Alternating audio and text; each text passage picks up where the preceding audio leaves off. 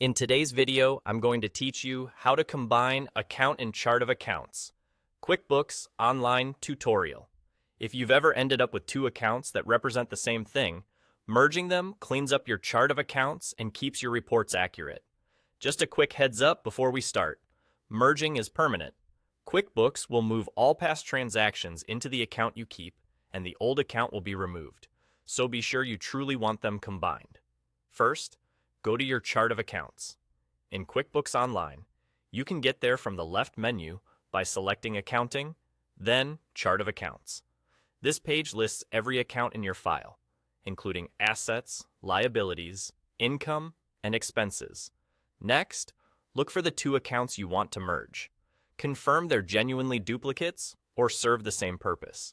It's a good idea to double-check their balances and, if relevant, that they're the same type and structure. If one is a sub-account and the other isn't, decide which setup you want to keep, so everything lines up after the merge. Also note that the name must match perfectly when you merge. Same spelling, capitalization, spaces, and punctuation. If you use account numbers, those may need to match as well.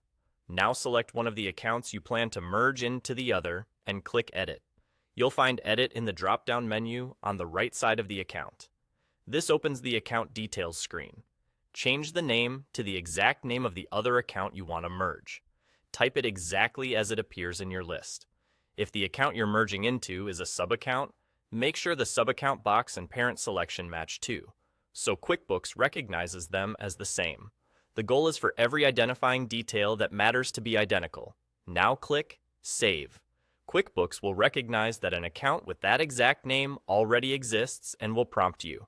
Click Yes on the confirmation to merge, and there you go.